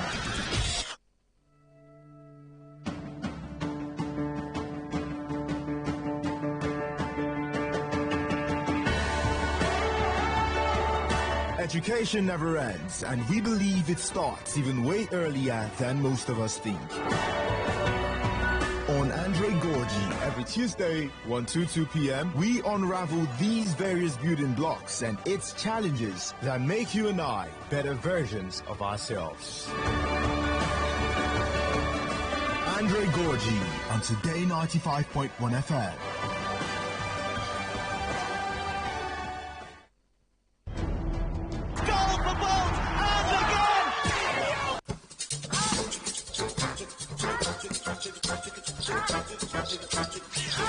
Hello, my people. Are you ready for an electrifying experience that would send shivers down your spine? Welcome to the thrill. Hold on tight as we dive into the hottest high life tracks that will make your pulse race and your feet move. It's not just a show. It's a musical and talk adventure that would leave you craving for more. Ladies and gentlemen, welcome to the thrill. 9 p.m. only on Today 95.1 FM. Goal for Bolt, and again has stolen it at the death.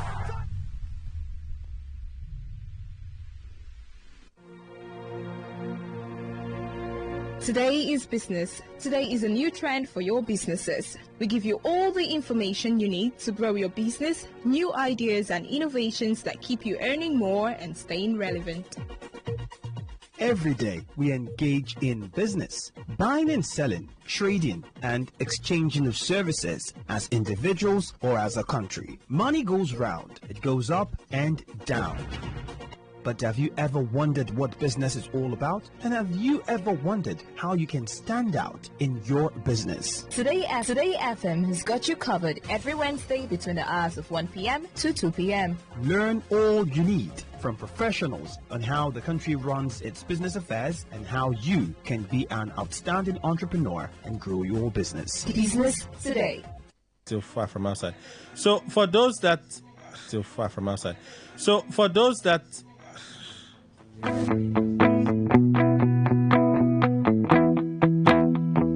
Ahmed Tinubu for a working visit to Washington, D.C. The All Progressives Congress APC administration has citing critical domestic priorities requiring the president's immediate attention. Additionally, logistical constraints, including the unsuitability of the presidential aircraft for long-distance travel, have contributed to this decision. The Nigerian government remains committed to fostering strong bilateral relations with the United States. Bayo Nanuga, Special Advisor to the President, Information and Strategy. What's the confusion? You said disclaimer. Yes, no. That it didn't happen, or you believe it happened? You believe the statement is from them? No, okay. Is that what? I don't know. It's confusing for you, right? That because of presidential aircraft, Tinubu will not attend the meeting at the White House. Okay, they are disclaiming it that didn't happen. It's fake news. Okay. This entire memo is fake news. Okay. Yes. Okay. This whole thing I read is fake news. Okay. It didn't come from the president. So okay. That's what I just read. Okay. So let's return. Let me leave Mr. Ndukwe. Do you still have a few things you want to add about Yes or Wike's demands? And I asked, is it not too much for one person to be asking for all of these things? Were we even talking about his demand? It's a demand, though. It's from demand that you want to that generosity. Wike has done this, Wike has done that. It's from demand. Okay. Yes. What I will say there finally is that for me, the issue of Wike being too powerful is because the PDP has made him so. They've allowed him on areas they should discipline him, they didn't. Okay. And that, of course, when somebody, whatever you do, you are given a passage for something to have done good, you become too much now because nobody touches you.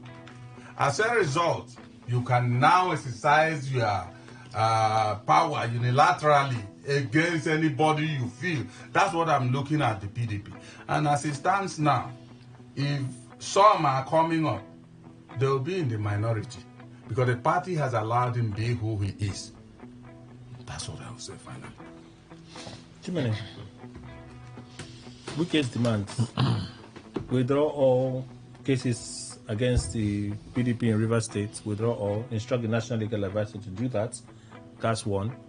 Return Samuel Ayamu, that's number two. And withdraw your case at the Supreme Court on the emergency rule. It's not too much of a demand for one man to make from his party. It's not too much. In politics, you need more. You see, people should understand that, greed is part of what raises your rank and file. People should understand that politics is not... So you agree that there's a part of greed in this? No, I'm just saying not part of greed. PDP is even greedier. No, I just want to be clear. No, you said greed is part of. Yes, I said it's part of. So there's a part of this that is greedy. And you said what? No, there's a part of this demand that is greedy. No, I'm talking... No, don't put words in my mouth. I'm taking what you said. Within the linguistic decency, within the politics... what we look at within the perspective of the political linguistics. I'm not attaching Wike to being greedy. We're not talking Wike now. We're saying that the demand. What I'm saying is that we should understand that greediness is part of rank and file. So some of the demands may be greedy. I didn't. Not that of. I'm saying, just allow me. So you mean that Wike is not greedy? But some politicians are greedy. That is it. They are the cause. Okay, remember, they are the cause. Yes, they are the cause. Now, remember, before this time, wow, PDP has been under life support. Politicians now they have been under ICU for quite some time. All this. Where was Atiku? Where was even the Bala Mohammed? These are people that couldn't win their unit. We saw the level of failure under Secondus. We saw the level of failure under Alimodu Serif. PDP was sinking. At the point where Data House became, in fact, if they say anything was even functioning at Data House, you doubt it. So we've had a lot of fracas. This young man came, used his time, used his personal savings, because he has been one-time local government chairman, chief of staff, minister. Of course, he needs a lot of savings. And of course, an entrepreneur when it comes to business-wise. So each time they say PDP assisted him, of course, he was making use of his finance. Many people have money. And today they still have some of the governors. How many of them are ready to bring out this money to support the party? I agree. At the national level, he supported the party. Anything you say, I agree. He fought. Yes, whether you disagree. Well, these are things that are within public domain. So these are unarguable. So there are things that you don't argue. For me, I think these demands are very. The guy is being sincere, and he's even being faithful. If I were to be in his shoe, I would even demand more of it, because. You remember, there was a time they fight against Secondus. In fact, they were even during the administration of Buhari. We saw what PDP almost collapsed. He stood and fought and stood by the party and resurrected the party. I wonder what anybody will come out and say, this young man shouldn't demand. Of course. Remember what happened. So he's right. He's right for pulling out. If he believes that what they agreed on. Somehow the parties involved are reneging on their commitments. He has a right to pull out. And finding reconciliation in any rank or within the party level, of course, it's not a win-lose thing. It should be a win-win thing. A win-win thing? Yes, it should be a win-win thing. Why I said win-win thing, not win-lose. Not even a compromise. Yeah, why it should be a win-win thing is because parties must understand what was the status quo before this time. What was even the Supreme Court decision? Was it right or right for the party to have said Anyanwu should go with the manner and procedure that the Bala Muhammad and his group? But the Supreme Court said it's a party decision. Party leadership can decide. Party leadership can decide. Thank you. Have they decided? But that's what they've. And you think is right? But they will have their NEC meeting, and that's why some of these things will be ratified. That's why was it rightly done, maliciously, and that's why we can look. See, in politics, you must look at whether you're gaining grounds or not. As a leader, Wike is leading more than 20 to 15 million persons, whether you like it or not, in each of the states. Okay. And if you allow him lose those grounds, of course his enemies will take over. In each of the states, 20 to 15 million. I said in 1 million persons. Okay. So we are part of his followers. So what we are saying is that each time leadership fails, of course, followership will fail. The man is looking at his ground, jealously guiding it. And with what we are seeing, who is Makinde and all the rest, the Sarakis of this world, Bala may have called them. Remember before this time, they've been having meeting upon meeting. At a point, Damagon, who was very close to Wike, started deviating. The governor started putting money. All of these things is to ensure that, Wike's house goes in tatters. So what do you expect from Wike? Wike want to jealously guide his house with whatever thing he has. And remember what Mao said, politics is war. So if you have brought something in the table and I say, look, give me ABC, and you say, no, you won't give me ABC, you give me FGH, which is not even palatable to me. What will I do? Wike has all these things, all the armories in his kitty. And in politics, you don't allow your enemy to raise his head. All right. So at this point, I think for me, PDP should do the needful. They should do the needful. They have to shift grounds. Okay. Be subservient of one person. Is that what? There must be one demands yes. in politics may not necessarily be considered as being too much by the politician who wants to achieve something. After all, the whole struggle is about who determines who gets what, when, and how. So, Nyesom Wike pitching himself in a position to be able to determine, if you like, habitually influence whatever happens in the PDP and giving conditions, right, wouldn't be far from what the struggle is. So, but whether the demands are too much would only be in respect to considering whether the party would survive those demands. But otherwise, for the beneficiary, that's Wike himself, like Chimene would say, he could even ask for more. He could ask for, if he had a way, to ask the heads of the leader of the party. And he could even ask to get the Independent National Electoral Commission to deregister the party then you say it's too much. So there would have been nothing too much for someone who doesn't want the party to survive. And apparently, I don't think that anybody will argue that the activities and actions and, if you like, the roles of Nyesom Wike, even if he says clearly that, oh, I'm still in PDP, I will never leave and all that, but his actions, except where the party doesn't want to take a decision, are anti-party. Anti-party in the sense that they are not actions that clearly would encourage the growth and survival and sustenance of the party, not just the funding like we were discussing here earlier. You political parties are actually formed or founded for the purpose of winning elections, right? And to continue to hold positions, not just winning during elections. And then you find a member of the political party who says he's a chieftain of the party, but he's not sure there is one remaining that this chieftain of the PDP has not fought, possibly even to get them out, right? Those ones that are leaving, some stories are around that it's welcoming the idea that yes, they are leaving. So when you have a political party that held a state as Delta State and then had lost that to another political party, which at the moment you profess not to be a member yet, and then you're celebrating, what then is left of the political party if the party is not having governorship positions in states, or is not even having National Assembly members in states? If you're losing them, you should be bleeding. But this is a person who the party is bleeding, but it's okay. So asking for anything, well, I don't think that for him is too much. Take, for instance, asking that, oh, the party you belong is challenging a decision that they think that is removing a governor of a state. And they're saying, no, they shouldn't challenge it. They should go and withdraw that case. Because what actually was the case? The PDP governors were saying, look, this declaration of state of emergency, not just about the contest as we've argued, but the step that was taken outside of the provision of subsection 3 of section 305 that was acclaimed, to the extent that nowhere in that section 305 that talked about removing your governor. But you're a party member and then you're celebrating that your governor should be removed, that your party should lose hold of a state as River State. Whatever the justification, even if the young man is unfair to you, even if he's disloyal to you, but what about the party?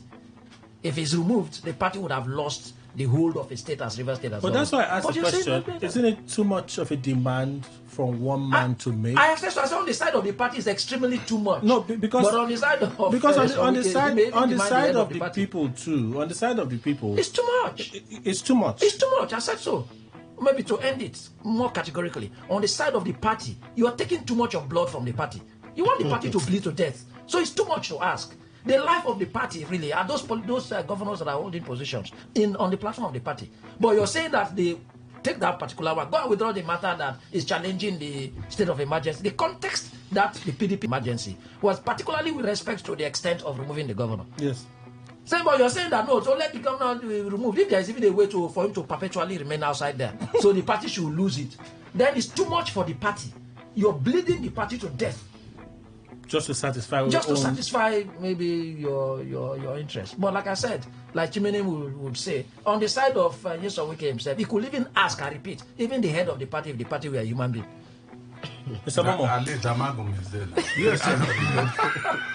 First, I thought it is honorable enough for people who enter into an agreement and that agreement. I do not believe that all of those agreements are Wike's demands. First, he said agreement was reached regardless of who submitted those agreements to the table. That now became at the end of that meeting.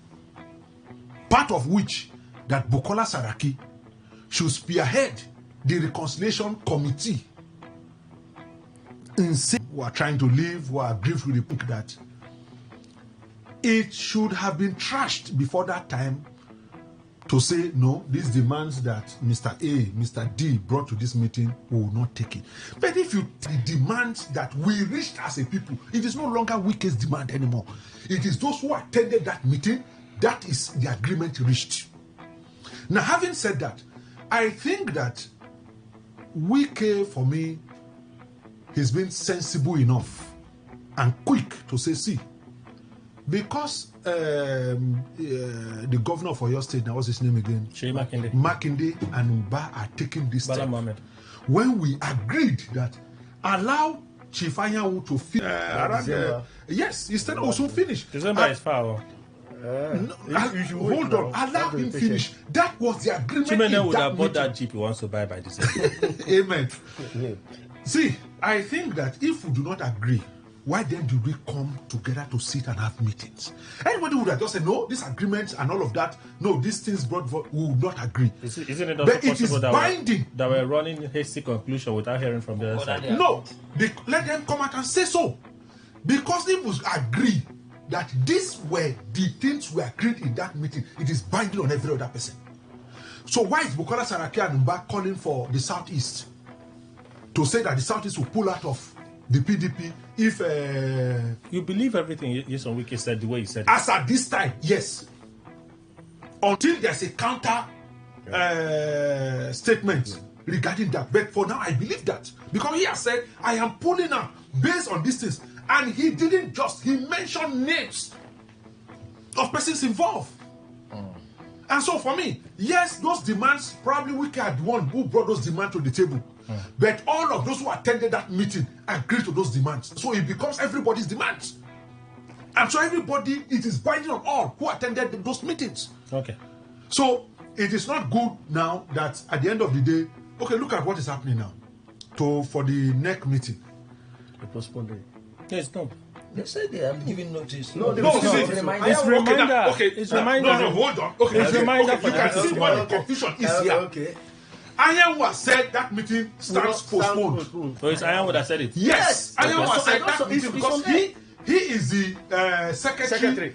According to him, he is the secretary to the PDP. Why others are saying no is Udo Okoye.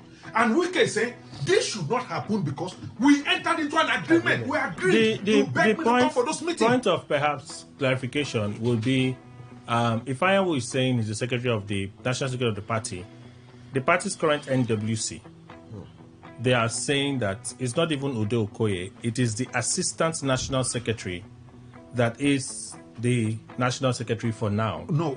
When they get into that NEC meeting,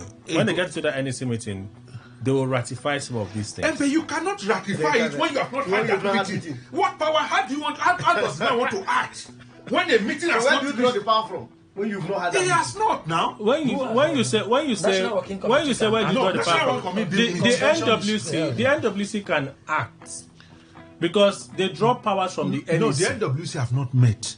What they met was at Damagum had a press conference. Was it Delta State or somewhere? Damagum had a press conference where they met as governors. Damagum was present. Let me inform you now. Maybe you missed it. Damagum had a press conference where he affirmed the position, the advice of the governors on the acting national secretary. But he doesn't have that power now. But you just said the NWC did not act. Now I'm telling you that Damagum had a conference where he said the same thing. Kelly, you know before now, what's his name again? The publicity secretary of the PDP. Ologunagba. He issues a statement.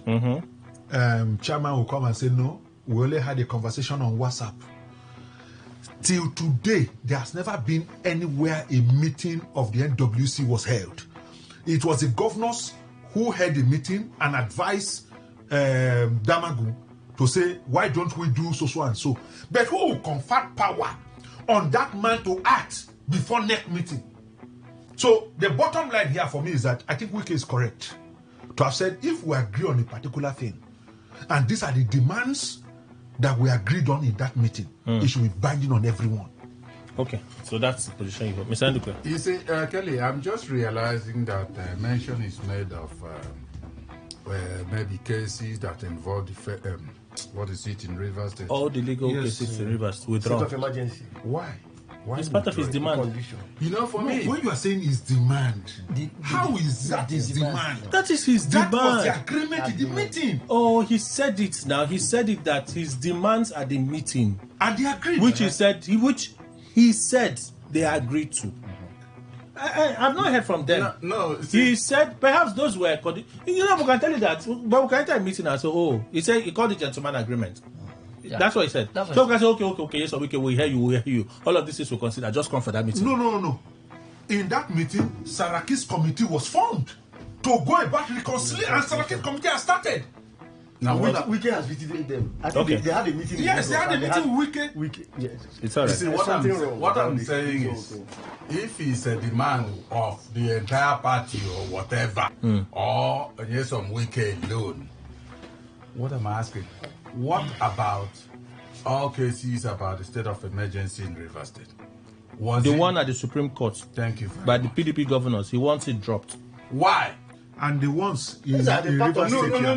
You see, why I need explanation, perhaps if they have any there, let me hear.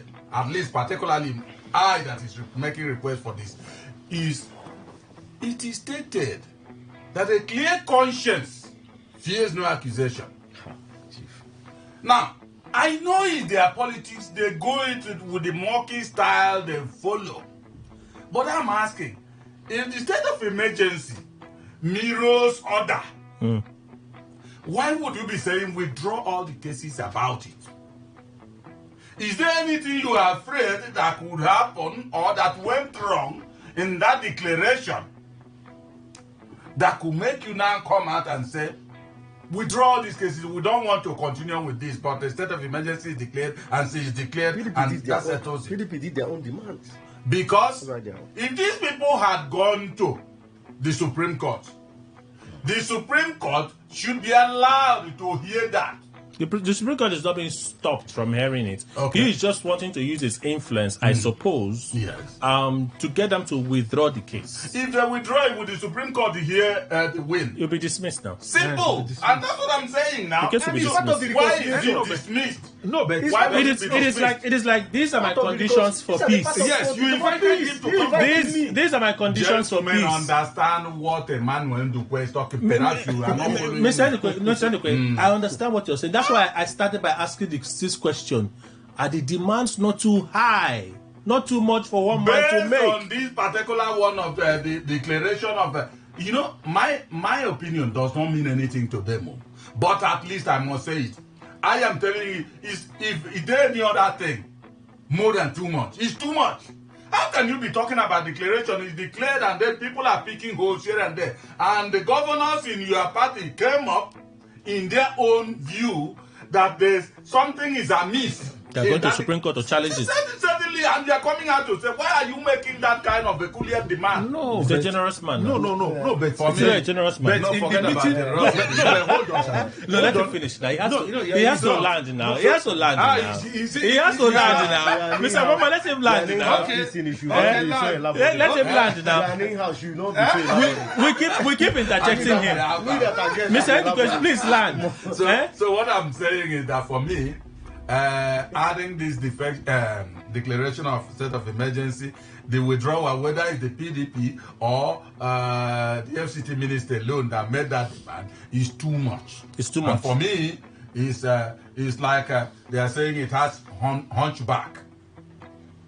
Why should it be withdrawn? I want to take us away from PDP and Wike to Rivers State.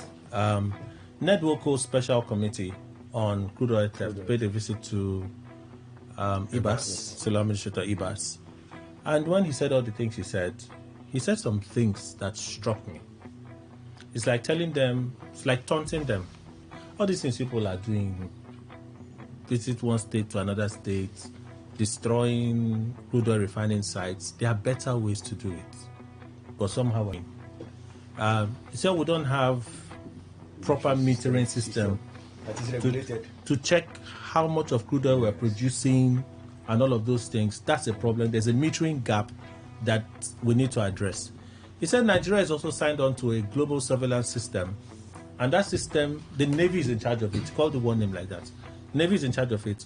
That system is suffering because the government is not paying attention to it. Regular funding is starved of it. Any case in court. Just dies off. All we see is they will just go burn the place. They say they burn the place. They've arrested the people. This and that. You hand them over to the police. But we don't hear any prosecution. Nothing. So there's no way to tell them there are consequences for your actions. He talked about that. Then he talked about investing in security agencies and then regional collaboration. I know some persons may not wait to the committee.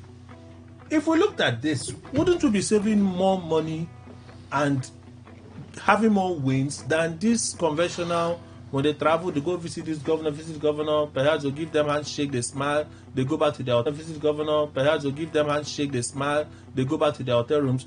When are these possibly not the real issues that we should be addressing if we're serious? These possibly not the real issues that we should be addressing if we're serious about oil theft. Possible to put ourselves clearly to be determined to ensuring that ends. So it was up to the members of the Senate, National Assembly, to take that up and see what they really would do in that regard. I do not think it's far from what practically we need to do. We need to understand at all times. We've spoken about all of these for us to definitely, at least near certainty, know how much of crude we produce, which is going where, who is responsible and accountable for the quantum of the crude that we produce, and again, how to monitor that. I've always said this, coming from the Niger Delta, there is vicarious liability, and it should be. If you have a thing, you should have the responsibility to protect it and take care of it. You can't come hold my community, my local community, Kalobolo, for instance, where everybody is trying to make a living, going to the farm, going to the fish, going to fish in the river and the swamps and the creeks that you have even polluted. Then someday, either equipment failure or even tampering, even if there's interference, if you like, establish that interference, and you have no concrete evidence showing clearly that no other person other than my community people interfered, but you now say, oh, that we should be held responsible and liable. And unfortunately, that has been brought into the Petroleum Industry Act, to the effect that even that chapter 3 of it, that, 3%. Yeah, the 3%. It's not guaranteed. It's not guaranteed, to the extent that if there's any disruption that affects that monies from the development of those communities will be taken off. That's another angle we're actually trying to see how to challenge. But so if we really deploy technology to be able to clearly monitor our assets, and that primary responsibility should be that of the investor, the settlers, and of course being a joint venture with the government, then the government, and that's why the National Assembly being there was an appropriate team for ABAS to draw their attention to that regard. So if it's about funding, so I said so that the purpose for the way you are waking up. Yes, because some just came. Constitutionally, public fund is about this kind of visits. But to